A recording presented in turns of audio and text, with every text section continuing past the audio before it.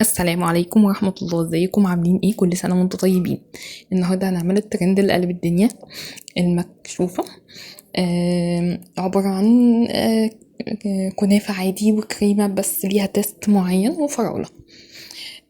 انا كنت مجهزة الكنافة من قبليها. حمرت الكنافة عادي، 200 جرام كنافة عليهم 75 جرام سمنة. عجنتهم حلو كده في بعض واتأكدت ان السمنة وصلت لكل الكنافة.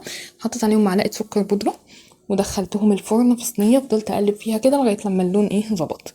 عايزة تقلبيهم على النار مفيش مشاكل خالص، بس ايدك فيها لان على النار دي بتحرق بسرعة. بعد ما قفلت عليها رشة شربات صغننة خالص.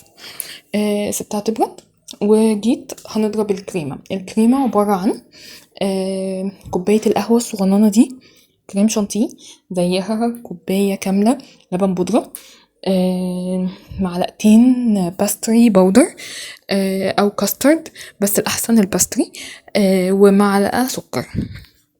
هسيبهم في العجان يتخفقوا كويس جدا، وهنحط الكنافة بنفس الطريقة. اوعي تنسي في البولة تحطي ستريتش راب او اكياس تلاجة عشان تقدري تقلبي بسهولة، ما تمسكش في الصينية او في البولة اللي انتي بتعملي فيها.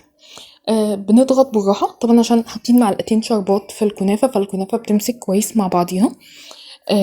لازم النص يبقى فاضي كده، فانا حطيت سلطانية.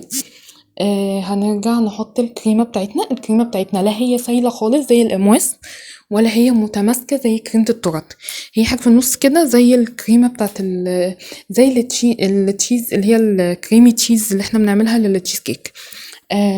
هنحط شوية فراولة. دي فراولة بس صك، ما فيهاش اي حاجة، لا حط عليها سكر ولا حط عليها اي الوان ولا اي حاجة، هي فراولة. هي اصلا موسم فراولة اليومين دول، فهتلاقي فراولة حلوة جدا.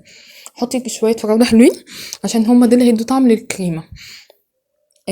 هنقفل من فوق خالص بالكنافة اللي اتبقت مننا. هتقفلي تقفيلة بسيطة تدي ضغطة كده خفيفة. يفترض ان انتي بعد الحركة دي هتقعديها في التلاجة ليلة كاملة، او اقل حاجة 6 ساعات عشان تتماسك وتبقى ناشفة. طبعا انا عشان اشهل وانزل الفيديو رحت قلباها بعديها بنص ساعة.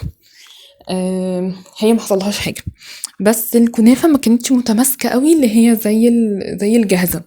فانت لو قعدتيها في التلاجة هتلاقي الدنيا مظبوطة. اوكي، بس انا بالنسبة لي دي كده كانت تمام جدا وطعمها تحفة.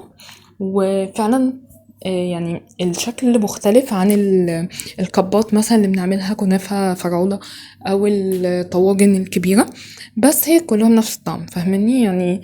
نفس الطعم الحاجة، بس الكريمة دي طعمها غني قوي، جربوها بجد هتعجبكم مع كل انواع الكنافة. ده شكلها من جوه طبعا، بصوا عشان هي ما عادش في التلاجة فما ينفعش تتقطع، لكن لو قعدت في التلاجة فترة كويسة هتتقطع عادي خالص. الطريقة دي ممكن تنفع بمانجا، ممكن تبقى حلوة جدا بكراميل بقى والصوصات. مش لازم نمسك في الترند ونطبقه بحذافيره. اوكي. كانت حلوة جدا بجد. كل سنة وانتم طيبين، هستنى تجربتكم. واستنوا الفيديو اللي جاي فيه مفاجأة حلوة قوي. باي باي.